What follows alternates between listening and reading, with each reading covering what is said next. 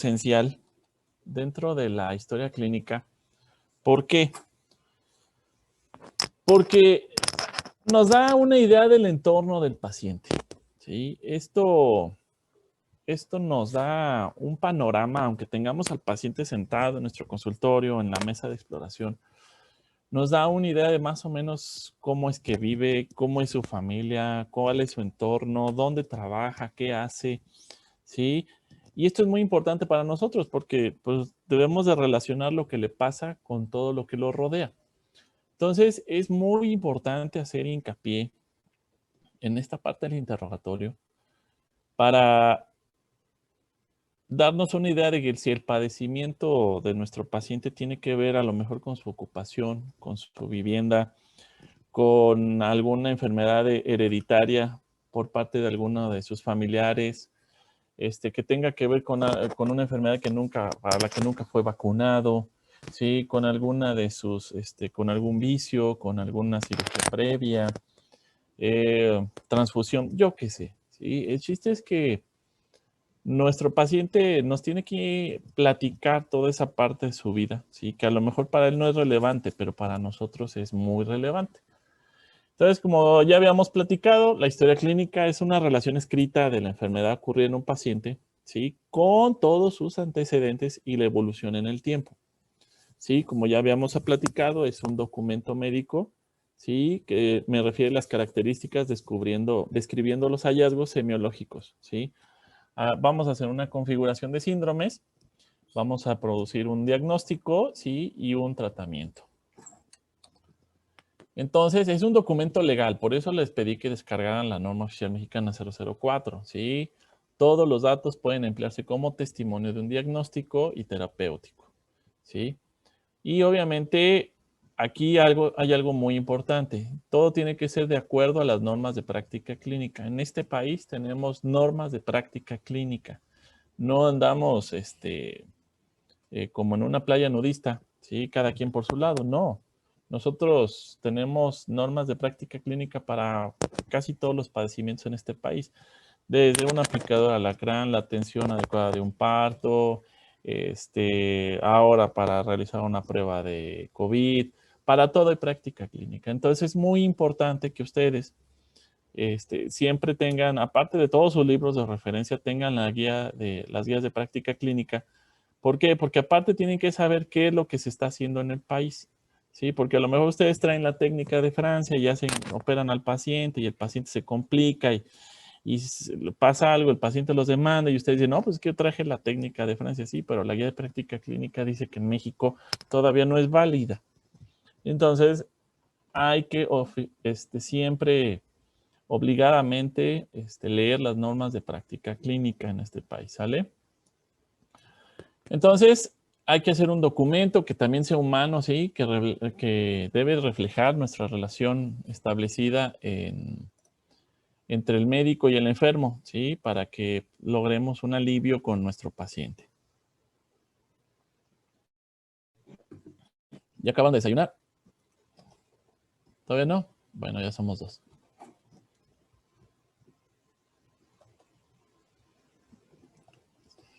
Ábrete, sésamo. Ahí está, listo. Semiología. Hablábamos de la semiología, ¿sí? Que es la rama de la medicina que se ocupa de la identificación de las manifestaciones, de los signos, ¿verdad? De lo que para nosotros es objetivo. ¿Sí? Está dividida en dos partes, que es la semiotecnia o la técnica de búsqueda del signo, ¿sí? Y la clínica propedéutica, que es la enseñanza preparatoria para reunir e interpretar estos signos, ¿sí? Y también los síntomas para llegar al diagnóstico, ¿sí? Como yo les platicaba el otro día, ustedes van a ver a un niño, ¿sí? De a lo mejor unos 4 o 5 años, lleno de ronchitas rojas, y bueno, ustedes ven el signo de la ronchita roja, ¿sí? Pero van a pensar que es escarlatina, que es rubiola, que es sarampión, que es varicela, ¿sí? Que es rociola. Tengo 5 enfermedades, o exantema súbito, que son las primeras 6 que me acuerdo ahorita de enfermedad febril exantemática, y se van a quedar así con cara de, ¿what? Ok, tiene un síndrome febril el niño, ya localizamos que tiene fiebre y puntilleo, ¿verdad? Entonces, ahora, ese signo, ¿sí? Hay que ubicarlo interpretarlo, ¿no? Entonces ya vi el puntilleo, le abro la boca, encuentro manchas en el paladar, caray, entonces se trata de sarampión, ¿sí? O le encuentro ganglios en el cuello y una de las ronchas, uno de los puntitos está supurando líquido, pues puede ser una varicela.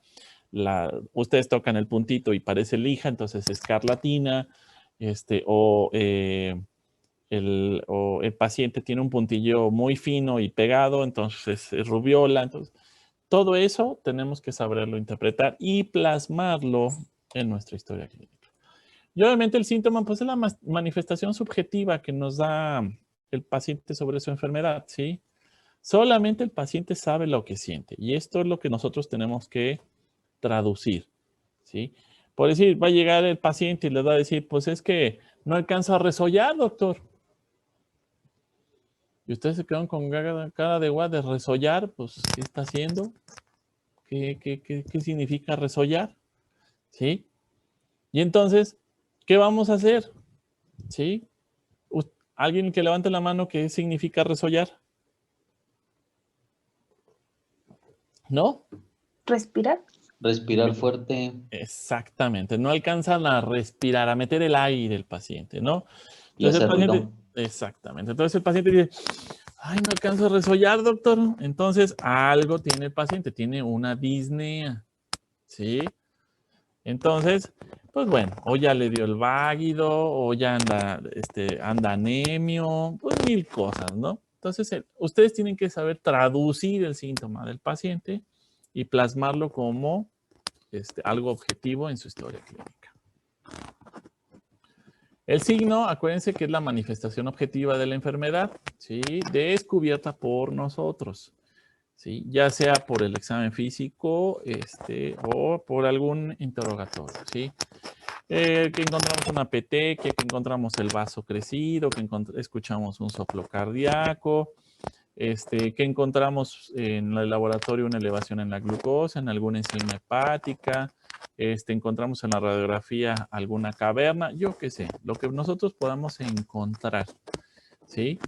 Y obviamente el paciente puede percibir estos signos, ¿sí? Y transformarlos en un motivo de consulta.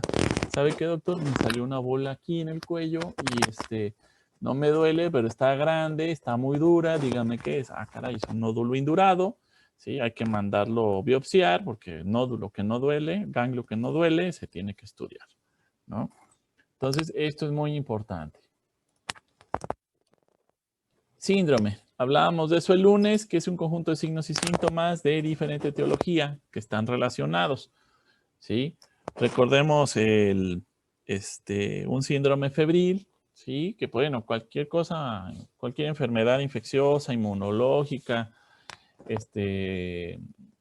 reumática me puede dar fiebre, ¿sí? Y hay que ver qué es lo que se relaciona con esta fiebre, ¿sí? Entonces, vamos a empezar a juntar los signos y síntomas. Ok, este paciente tiene fiebre y tiene rigidez articular y tiene dolor articular y aparición de escozor. Y bueno, entonces ya nos empieza a guiar hacia una enfermedad reumatológica, ¿no? Que tiene fiebre, coriza, rinorrea, dolor de garganta, pues bueno, nos está orientando hacia una enfermedad infecciosa, ¿sí? Entonces, es muy importante, ¿sí? A la hora de hacer nuestros síndromes, empezar a agrupar los signos y síntomas para que nos dirijan hacia algún tipo de enfermedad, ¿sí? Y entonces, así nuestro cerebro va a trabajar mucho más fácil que estar buscando, ¿sí? Pues tiene petequia. Y ustedes buscan petequia en Google y les van a salir 500 enfermedades con petequia, todas diferentes, ¿no? Pero si ustedes dicen petequia más fiebre, petequia más esplenomegalia, petequia más esplenomegalia y hepatomegalia, caray, entonces ya vamos acomodándonos a una enfermedad hematológica, probablemente estemos hablando de una púrpura, ¿sí? Entonces el espectro de esas 500 enfermedades se va reduciendo a 50. Entonces es muy importante que ustedes piensen ahorita que están apenas en formación en síndromes, ¿sí? Para que empiecen a identificar ese grupo de enfermedades con más facilidad.